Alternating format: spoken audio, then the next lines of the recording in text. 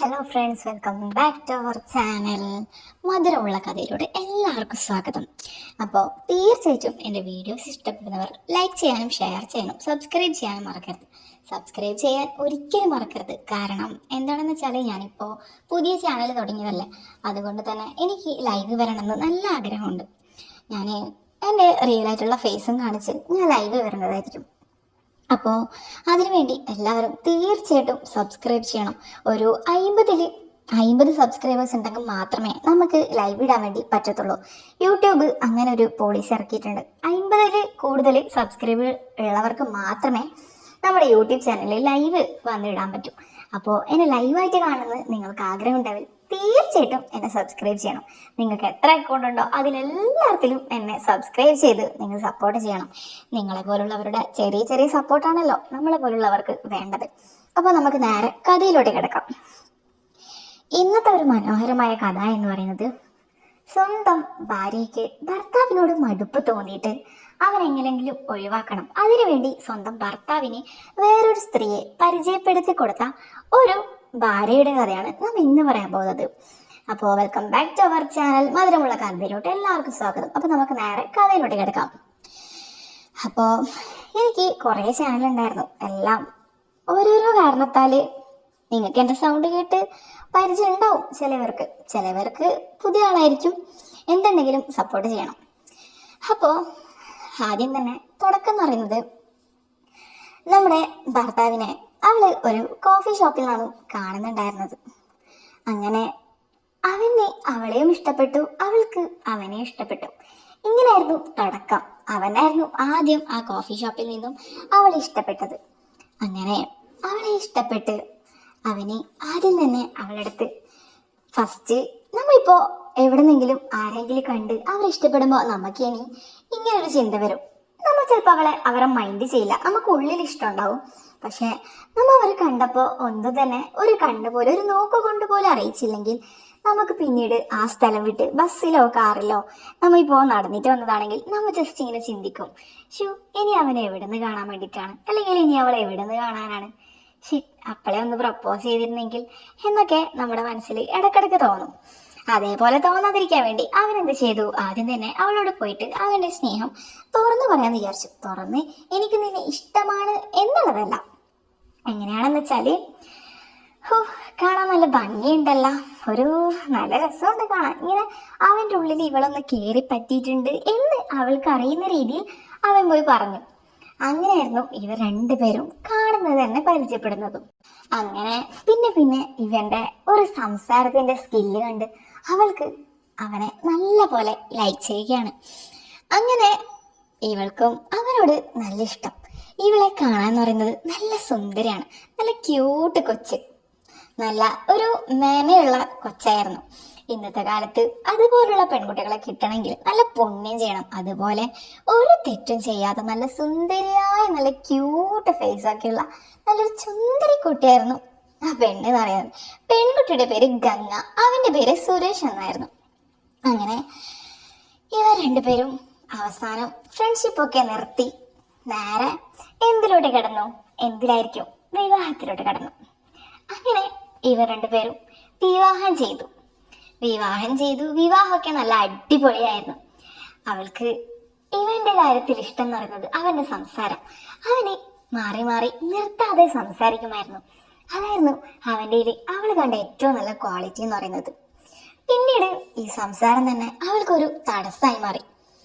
എന്താണെന്ന് വെച്ചാല്, ഇവള് പിന്നീട് പറയാൻ തുടങ്ങി, അയ്യോ എൻ്റെ പൊന്ന ചേട്ടാ, ഡെയിലിയുള്ള വാ പൂട്ടാതുള്ള സംസാരം ഒന്ന് നിർത്തണം എന്നായിരുന്നു അവള് ഇവനോട് പറയാറുണ്ടായിരുന്നത്. അപ്പോ ഇവൻ തന്നെ ഒരു നിമിഷം ഞെട്ടി. നിനക്ക് എന്റെ സംസാരമാണല്ലോ ഇഷ്ടപ്പെട്ടത്, പിന്നിപ്പോ എന്താണ് ഇങ്ങനെയൊക്കെ പറയണേ? അയ്യോ, എത്രയാ വെച്ചിട്ടാണ് എൻ്റെ പൊന്നേട്ടാ, ഒരു കുറച്ച് ദിവസത്തെങ്കിലും ഒന്ന് വടച്ചു നിൽക്കാമോ? എൻ്റെ ഒരു സമാധാനത്തിനാണ് ഏട്ടാ. എനിക്ക് ഈ ഏട്ടൻ്റെ സംസാരം കണ്ട് തന്നെയാണ് ഞാൻ ഏട്ടൻ്റെ വലയിൽ വീണത്. പക്ഷേ ഒരു മനുഷ്യന് എത്രയാന്ന് വെച്ചിട്ടാ ഈ സംസാരമൊക്കെ കേൾക്കേണ്ടത്? അപ്പൊ നമ്മുടെ ചേട്ടൻ ഒന്ന് സങ്കടവും ഒന്ന് ഞെട്ടുകയാണ്. പെട്ടെന്ന് ഇവളിങ്ങനെയൊക്കെ പറയുമ്പോ ഏട്ടൻ ചോദിച്ചു, ഇത് നീ എന്നെയാണോ? നീ എന്നെ എന്താണ് ഇങ്ങനെ പറയുന്നത്? അയ്യോ എൻ്റെ ഏട്ടായിക്ക് വേദനിച്ചോ? അങ്ങനെയല്ല എൻ്റെ പൊന്നെ. എന്താണെന്ന് വെച്ചെങ്കിൽ ഒരാൾക്ക് എത്രാന്ന് വെച്ചിട്ടാ സഹിക്കല്. ഞാന് സഹിച്ചില്ല എന്ന് പറയില്ല, സഹിച്ചിരുന്നു. എനിക്ക് ഇതിനോട് താല്പര്യമുള്ള ഒരു കാലം ഉണ്ടായിരുന്നു. പക്ഷേ അത് ഓവറാകുമ്പോൾ ഒരു തലക്കൊരു പിരി കയറും, അതുകൊണ്ടാണ്, അല്ലാതെ വേറെന്തല്ല. അങ്ങനെ അവൾ പറയുകയാണ്, പിന്നെ എൻ്റെ ഈ വീഡിയോസ് ഏതെങ്കിലും ഒരു പെൺകുട്ടികൾ കാണുന്നുണ്ടെങ്കിൽ എനിക്ക് അവരോട് ഒരു അപേക്ഷയുണ്ട്.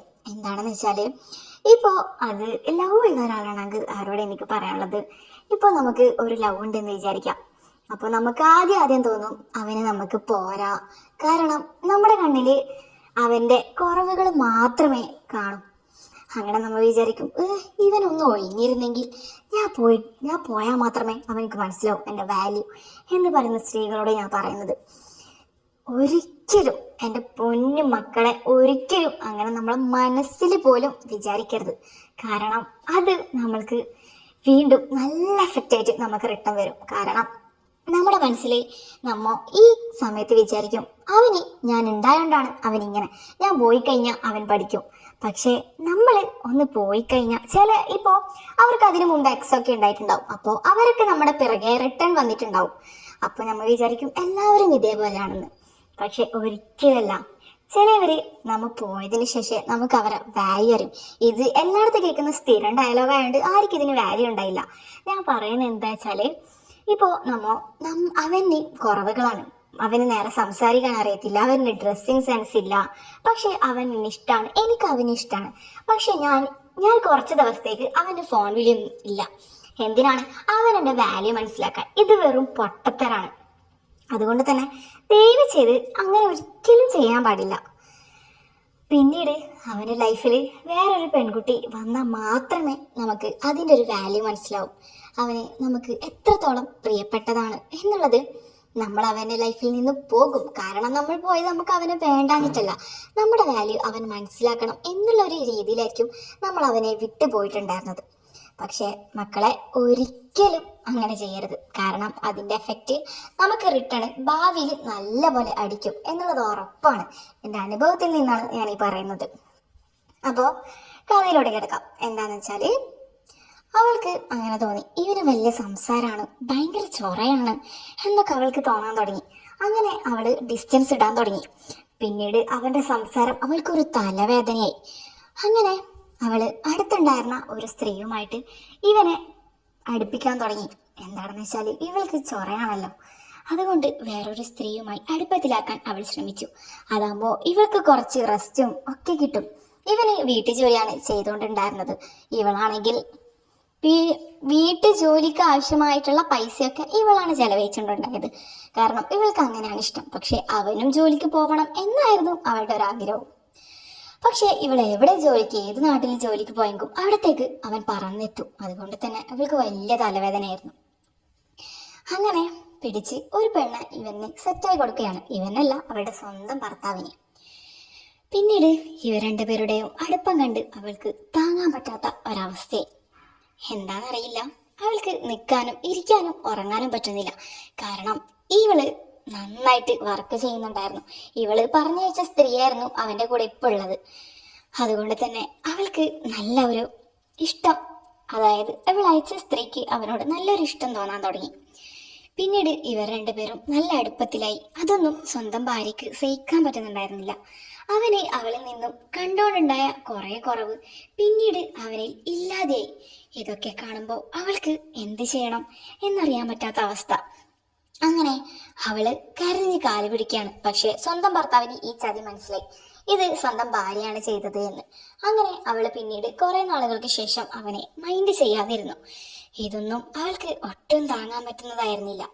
അങ്ങനെ അവസാനം അവന്റെ വാല്യൂ പൂർണ്ണമായിട്ട് അവൾ അറിഞ്ഞു. അപ്പൊ തന്നെ അവന് ഇപ്പൊ ഉണ്ടായ ആ സ്ത്രീയെ ഉപേക്ഷിച്ച് സ്വന്തം ഭാര്യയെടുത്ത് പോവുകയാണ്. അത് അവന്റെ നല്ല മനസ്സ് കാരണമായിരുന്നു അവൻ അങ്ങനെ ചെയ്തത്. നേരെ മറിച്ച് അവൻ അവളുടെ കൂടെ പോയില്ലെങ്കിൽ അവളുടെ ലൈഫ് എന്ന് പറയുന്നത് കട്ട പോകുകയായിരിക്കും. ജീവിതകാലം മുഴുവനും ഇതോർത്ത് ദുഃഖിക്കേണ്ട ഒരവസ്ഥ മാത്രമേ അവൾക്ക് ഉണ്ടാവുകയുള്ളൂ. അപ്പോൾ എൻ്റെ കഥ ഇഷ്ടപ്പെട്ടവർ തീർച്ചയായിട്ടും ലൈക്ക് ചെയ്യാനും ഷെയർ ചെയ്യാനും സബ്സ്ക്രൈബ് ചെയ്യാനും മറക്കരുത്. അപ്പോൾ ഇതുപോലുള്ള ഉഗ്രൻ നല്ലൊരു കഥയുമായിട്ട് ഞാൻ വീണ്ടും വരുന്നതായിരിക്കും. അപ്പോൾ ഞാൻ തുടക്കത്തിൽ പറഞ്ഞതുപോലെ എനിക്ക് ലൈവ് ചെയ്യണം. അപ്പോൾ നിങ്ങൾക്ക് വേണ്ട എല്ലാ കാര്യവും ഞാൻ തരുന്നതായിരിക്കും. അപ്പോൾ എനിക്ക് 50 സബ്സ്ക്രൈബേഴ്സ് ആവാനെങ്കിലും നിങ്ങൾ തീർച്ചയായിട്ടും എന്നെ ഹെൽപ്പ് ചെയ്യണം. ഹെൽപ്പ് ചെയ്യും എന്ന് തന്നെയാണ് എൻ്റെ വിശ്വാസം. അപ്പോൾ അടുത്ത വീഡിയോ ആയിട്ട് വരുന്നവരേക്കും ബൈ ബൈ.